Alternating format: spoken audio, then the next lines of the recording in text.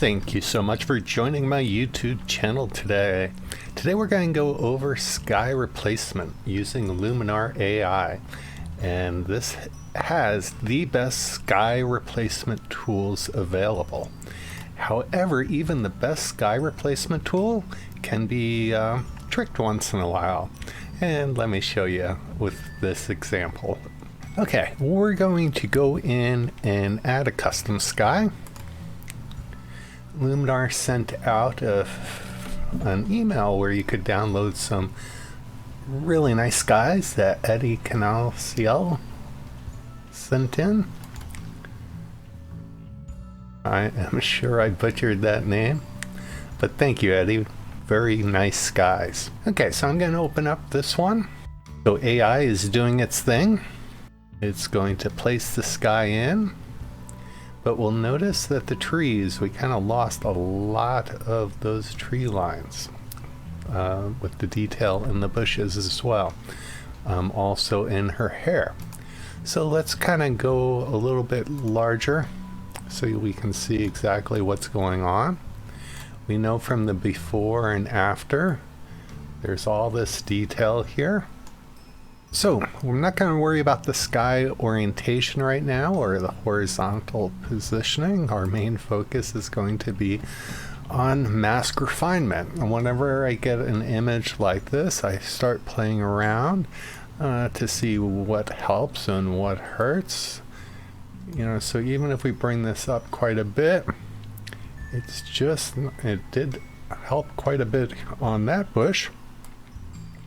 Let's bring it all the way up, and we're still missing things.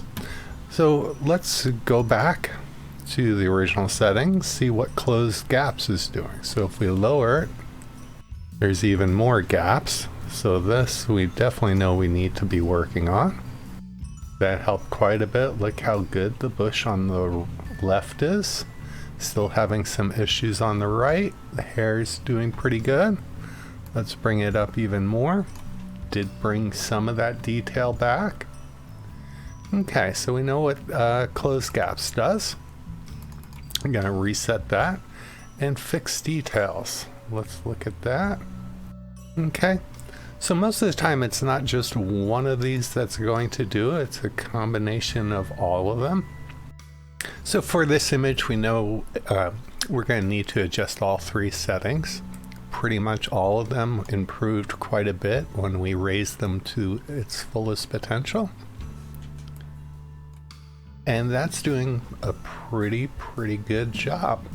You know, from this resolution or size, it looks pretty good. But if we do go in,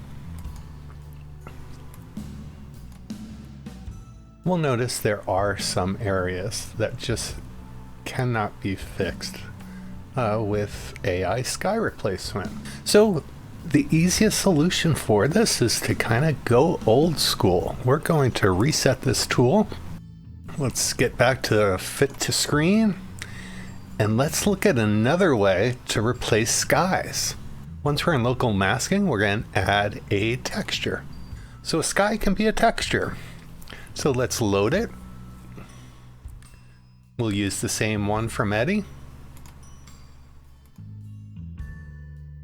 It's going to place it. It has an opacity of 50%. We're going to increase that to 100%. And this is where blending modes come in. Under advanced settings, if we go to blend, right now it's just normal. We see the entire texture. But you can play around with darken. Multiply is usually a good one. Overlay could be really nice. Sometimes soft light works. On this case, look at her body. It's not working very well. This soft light, it's kind of actually showing on her skin and outfit. So I would choose something like overlay. Look at the grass, look at the branches. Everything looks awesome. Also, another blend mode that looked good was multiply. Let's back out a little bit and see the difference between the two. So that is multiply. and this is overlay. So for this image, I like overlay the best. It's a little bit more dramatic. The nice thing is we can place this if we want. So we can increase the size. We could move it up or down. I'm actually liking it pretty much where it was, very close to the beginning, but I like how the light part in the clouds is framing her body and face. So this would be the placement that I would select for this image. Old school way of replacing skies does an amazing job. So while A1 sky replacement is the best sky replacement tool I've ever used, sometimes it does get stuck or tricked, and in that case go old school and use it as a texture and then select a blending mode that works with your image. Thanks again for watching the video. Take care and keep shooting.